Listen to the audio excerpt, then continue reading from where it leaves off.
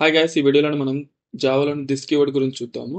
This keyword it is a keyword and predefined variable used to store current object reference అనమాట. అంటే మనకి object creation తెలుసు కదా, ఆ కరెంట్ ఆబ్జెక్ట్ అడ్రస్ ని ఈ దిస్ కీవర్డ్ లో స్టోర్ చేసుకుంటుంది. ఇది ఎలాగనేది చూపిస్తాను మీకు. ఫస్ట్ అయితే థియరీ పాయింట్స్ చూద్దాము.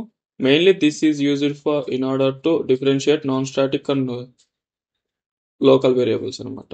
ఎందుకు ఇలా నాన్ స్టాటిక్ లోకల్ వేరియబుల్స్ కి డిఫరెన్స్ ఎలాగనేది చూద్దాము.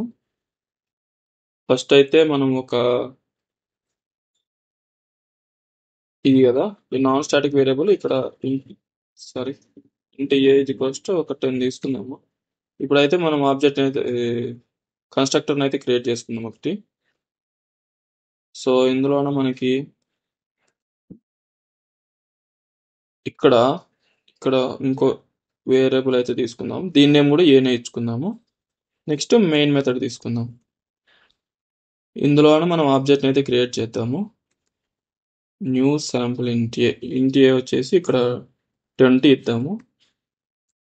సో ఇలాగా ఇప్పుడైతే మనము ఇక్కడ ఏం ప్రింట్ చేయాలంటే ఏని ప్రింట్ చేయాలి. ఇప్పుడు మనకి ఈ నాన్ స్టాటిక్ వేరియబుల్లోన ఈ కన్స్ట్రక్టర్లోన ఈ ఏని కూడా యూజ్ చేసుకోవాలి అనుకున్నాం అనుకోండి. అప్పుడు ఏం చేస్తామంటే system dot out dot println of this dot A. ఇప్పుడు ఈ దిస్ డాట్ ఏ అంటే ఏంటంటే 10 అనమాట.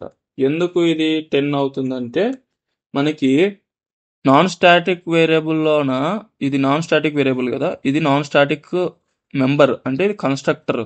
సో కన్స్ట్రక్టర్ అనేది నాన్ స్టాటిక్ కాబట్టి రెండు నాన్ స్టాటిక్ లోనే ఉన్నప్పుడు మనకి లోకల్ కి గ్లోబల్ కి డిఫరెన్షియేట్ చేయడానికి దిస్ కీవర్డ్ అనేది యూజ్ చేస్తాం. దిస్ కీవర్డ్ యూజ్ చేసినప్పుడు ఏం చేస్తుందంటే మనకి నాన్ స్టాటిక్ ఏవైతే ఉన్నాయో వేరియబుల్ వాటిని రిప్రజెంట్ చేస్తుంది అనమాట. సో ఇప్పుడు మీకు ప్రింట్ చేస్తే సో చెప్పాను కదా 10, 20 ఇలాగనే వస్తుంది. ఇది మనకి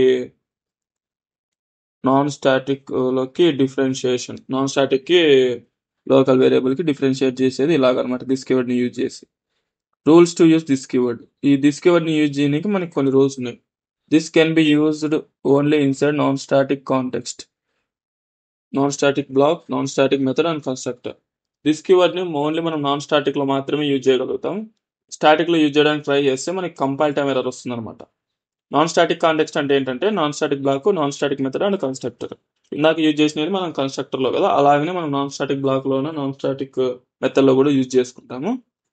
అండ్ ఇక్కడ చూడండి, మీకు ఒకసారి వీడియోని పాజ్ చేసుకొని ఇక్కడ క్లియర్ గా అబ్జర్వ్ చేయండి, మీకు అర్థమవుతుంది.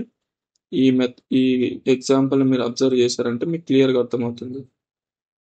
So that's it for this keyword. ఎందుకు దిస్ కీవర్డ్ గురించి స్పెషల్ గా చెప్తున్నానంటే ఇది చాలా ఎక్కువగా యూజ్ చేస్తాం అనమాట మనము కన్స్ట్రక్టర్స్ లోన. That's it for the video. మీకు ఏమైనా డౌట్స్ ఉంటే కామెంట్ చేసి అడగండి. Please like, share, comment this video guys. Thank you. By by.